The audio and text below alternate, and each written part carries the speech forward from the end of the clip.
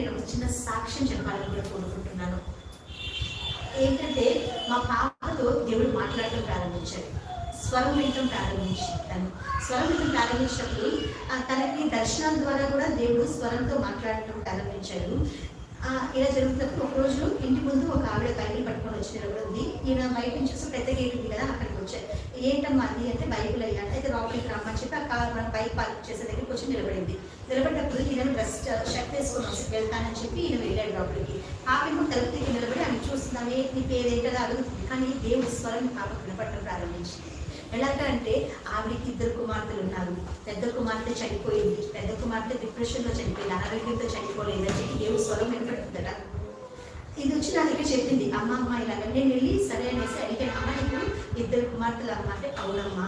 పెద్ద కుమార్తె చనిపోయిందా అని అడిగాను. అవునమ్మా చనిపోయింది. మీ అమ్మాయి అనారోగ్యంతో చనిపోలేదు కదా, డిప్రెషన్లో చనిపోయింది కదా అన్నాను. అవునమ్మా అన్న.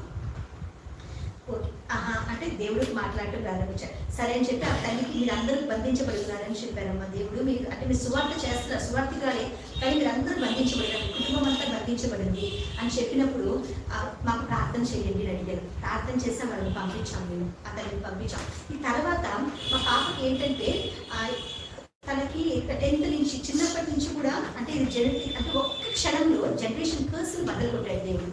ఏం చేశారండి, మా జీవితంలో ఒక్క క్షణంలో జనరేషన్ కర్స్ని. అంటే మా అత్తగారికి ముక్కులో పాలిప్స్ ఉంటాయి. ఆమెకైతే బ్లడ్ వచ్చినట్టు అది నాకు తెలియదు, దాని సంగతి నాకు కరెక్ట్గా తెలియదు. తర్వాత పాస్టర్ గారికి కూడా ఏదో చిన్నది ఉంటుంది, కానీ ఆయన పెద్ద ఎఫెక్ట్ ఏం లేదు. కానీ అది మా పాపలోకి వచ్చింది. మా పాపలోకి వచ్చిన తర్వాత చిన్నప్పటి నుంచి అది ఉందని మాకు తెలియదు. ఒక చిన్నప్పుడు 4 years నుంచి తన మీద తనకి అది ఉందని మాకు తెలియదు. కానీ నోట్లోంచి పడుకుంటే నురుగు వచ్చేసేది. నురుగు తుడుచుకుంటూ ఉండేవాళ్ళం. ఏంటి ప్రభు ఇలాగా చెప్పి డాక్టర్ చూస్తే స్ప్రే ఇచ్చేవారు, కానీ కంట్రోల్ అయ్యేది కాదు. ఈ చలికాలం వస్తే తను పడుకుంటే నురుగు వచ్చేసి తుడిచి సరే అలాగే దేవుడిని ప్రార్థించే వాళ్ళము చేశారు. కానీ 10th వచ్చిన తర్వాత ముక్కులోంచి రక్తం కారిపోవడం ప్రారంభమైంది, విపరీతమైన రక్తం. 10th ఏదో బాగా స్ట్రెస్ ఫీల్ అవడం వల్ల వస్తుందేమో అలా అనుకున్నాం. డాక్టర్ దగ్గర తీసుకెళ్తే ఇలా వాళ్ళకి ఆపరేషన్ చేయాలన్నారు. సరే కానీ ఏది మాత్రం ఇది స్పిరిట్, ఇది నేను ఖచ్చితంగా ఆపరేషన్ అట్లా చేయించను. మొన్న ఈ మధ్య ఏంటంటే ఈ అమ్మాయి కాలేజ్లో జాయిన్ అయిన తర్వాత ఎక్కువ బ్లడ్ విపరీతంగా కారిపోతుంది, డ్రెస్ అంతా ఇలా బుడబుడని కారిపోతుంది, డ్రెస్ అంతా అయిపోతుంది, గుడ్డ పెట్టుకుంటే గుడ్డంతా కూడా అయిపోతుంది. నాకు ఇంకా తెద్దమనుకున్నాను కానీ ఇది మర్చిపోయాను. ఇలా తెరిస్తే మొత్తం బ్లడ్ ఉంటుంది అనమాట. అలాగా స్కూల్కి రెడీ అవుతుంది, కరెక్ట్గా కాలేజ్కి రెడీ అవుతుంది.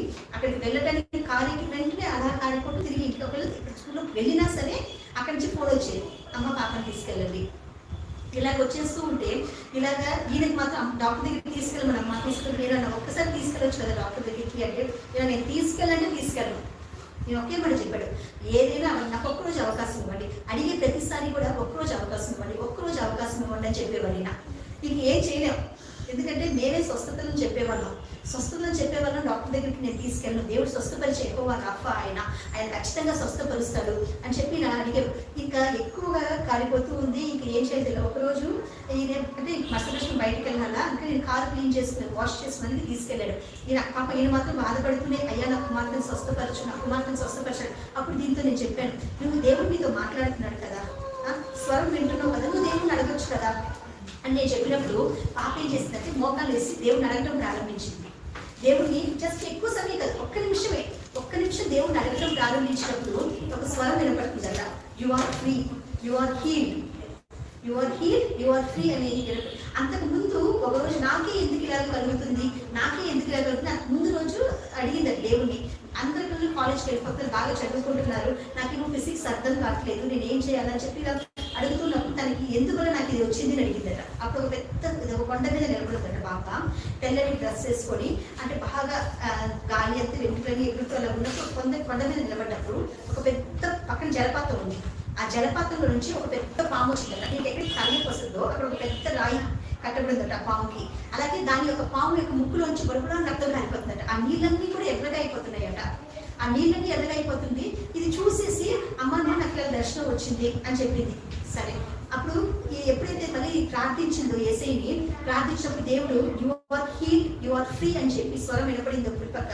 అప్పుడు ఆ దర్శనం కూడా కనపడుతుందట. ఏ కొండ మీద పాప నిలబడిందో అదే దర్శనం కనపడుతుంది, అదే పాము నిలబడింది. ఆకాశంలోంచి ఒక పెద్ద కట్కం వచ్చి తన తల మీద పడిందట. ఆ పాము 2గా అయిపోయి ఆ నీళ్ళలో పడిపోయి చచ్చిపోయిందట.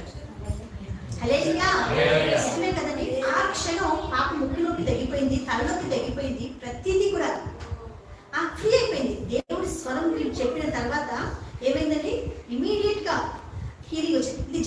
కర్స్ ఇది, అవునా? దేవుడు అనుకుంటే జనరేషన్ కర్స్ ని ఒక్క సెకండ్ లో తీసేయగలడు. నిజమా కదండి? ఇది మా అత్తగారికి ఉన్నది, నా భర్తకి తర్వాత నా పాపకు వచ్చింది. ఇక్కడికి ముగ్గురు దగ్గర నుంచి వచ్చింది. దేవుడు ఏం చేశాడు? ఒక్క సెకండ్ లో ఈ జనరేషన్ కర్స్ ని కత్తలు కొట్టేశాడు. అవునా కదా? ఈరోజు మీ జీవితంలో కూడా ఏదైనా జనరేషన్ కర్స్ ఆగిపోయిందేమో, అది నిలబడిపోయిందేమో, దేవుడు అనుకుంటే ఒక్క సెకండ్ చాలు మీ జీవితాన్ని మార్చడానికి. అవునా? ఆ కర్స్ నుంచి మిమ్మల్ని బయటికి తీసుకురావడానికి ఎక్కువ సమయం పట్టదు. ఎన్నో రోజులు సంవత్సరాలు అక్కడ ఒక్క నిమిషమే, ఎక్కువ కాలం పట్టలేదు కదా, ఎంతోసేపు ప్రార్థన. అది అనుకుంటుంది దేవుడు నాతో ఎలా మాట్లాడతాను, నేను ఎక్కువ ప్రార్థన చేయను కదా, నేను ఎంత గొప్ప దాన్ని కాదు కదా, నేను ఎక్కువగా నేను అసలు అది ఎలా మాట్లాడుతా తెలుసా అండి? ఏసైతో ప్రభువా అని చెప్పి మాట్లాడదు. బ్రో ఏంటి బ్రో ఇలా మాట్లాడుతున్నావు, ఇలాగా నేను తప్పు కదమ్మా అలా మాట్లాడొచ్చా అంటే, మా తాత నా ఇష్టం, నువ్వు ఏదో చెప్పే సరిగ్గా చెప్పు బ్రో, పోలే నీ ఇష్టం ఎలాగో మాట్లాడుకో అని చెప్తాం అనమాట. అలాగా అంటే దేవుడు ఏం చేస్తాడంటే చంటి బిడ్డ హృదయాన్ని చూశాడు ఆయన, నిజమా? అందుకంటే ఆయనతో మాట్లాడు. అలాగే మొన్న ఫ్రైడే అండి తనకి మనకి పీరియడ్స్ వచ్చినప్పుడు కడుపు నొప్పి వచ్చేది. ఇదైతే నాకైతే లేదు, కానీ మా ఆడపడుచుకుందని మా హస్బెండ్ చెప్పారు. ఇది కూడా ఒక కర్సే, ఇది కూడా దాని మీదే పనిచేసింది. అంటే దేవుడు ఏర్పరచుకున్న వాళ్ళ మీద విపరీతమైన శోధనలు వస్తాయి కానీ ఇది కూడా ఒక కారణమేమో. ఆ కడుపు నొప్పికి వెళ్ళిపోయింది, మరి వామిటింగ్స్ అయిపోయింది. కడుపు నొప్పి రావటం, వామిటింగ్స్ అయిపోవటం, ఇలా ప్రతిసారి కడుపు నొప్పి అంటూ ఉండేది. కానీ దేవుడు దీన్ని కూడా ఒక్క సెకండ్ లో తీసేశాడండి. దేవుడిని ప్రార్థించినప్పుడు ఏం చేశాడో తెలుసా? యువర్ పెయిన్ ఇస్ గాన్ అన్నాడట. చెవి దగ్గరికి వచ్చి యువర్ పెయిన్ ఇస్ గాన్ అంతే. ఆ నొప్పి లేదు, ఏమీ లేదు. ఇంత అంటే దీనికి ఏమైనా గంటలు చేశారా? ఒక్క నిమిషం మోకాలు వేసింది, వేసయ్యా నా నొప్పిని తీసేయి, ఏంటి బ్రో నొప్పి వస్తుంది తీసేయి బ్రో అన్నదట, అంతే. ఆ నొప్పి నిమిషంలో తీసేశాడు. ఈ రోజు ఆర్గానిక్ కెమిస్ట్రీ క్లాస్ ఉంది స్కూల్లో. నేను ఆర్గానిక్ కెమిస్ట్రీ క్లాస్కి వెళ్తాను, పొద్దునే వెళ్ళి నేను కాలేజ్కి ప్రార్థన చేసుకొని వెళ్ళిపోతాను అన్నది. వెంటనే ఏసై మాట్లాడుతున్నాడట, ఏంటి నీ జ్ఞానం కన్నా మించినది నా రెండంచులు గల జ్ఞానము. అదేనయ్యా ఏం చెప్పాడు?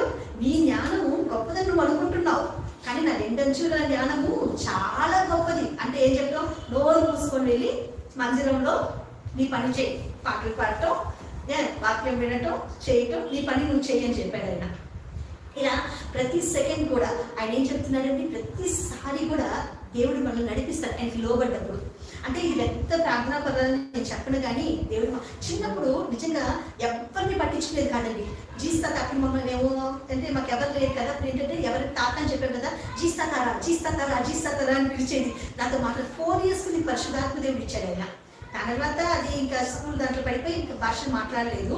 కానీ మొన్న అడిగితే పరిశుద్ధాత్మని అడగమ్మా అంటే, అమ్మో నాకు భయం వేస్తుంది, నేను పరిశుద్ధాత్మని అడిగితే అంటే మేము అనేక మందికి కొంచెం ప్రార్థన చేసినప్పుడు ఫారెన్ స్పిరిట్ గురించి మేము ప్రార్థన చేసాం.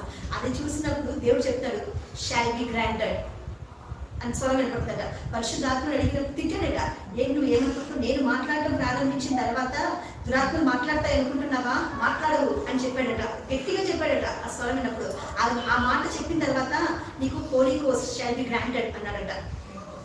అంటే పరిశుద్ధాత్మని నీకు అనుగ్రహిస్తా పర్మిషన్ ఇచ్చేసాడట. అంటే దేవుడి యొక్క మహాకృప మన మీద ఉంటే అన్నిటినీ మనం సాధించుకోవాలి, ప్రతిదీ మనం సాధించుకోవాలి. దేవుడు అదే చెప్తాడు, మనం దేనికి భయపడాల్సిన అవసరం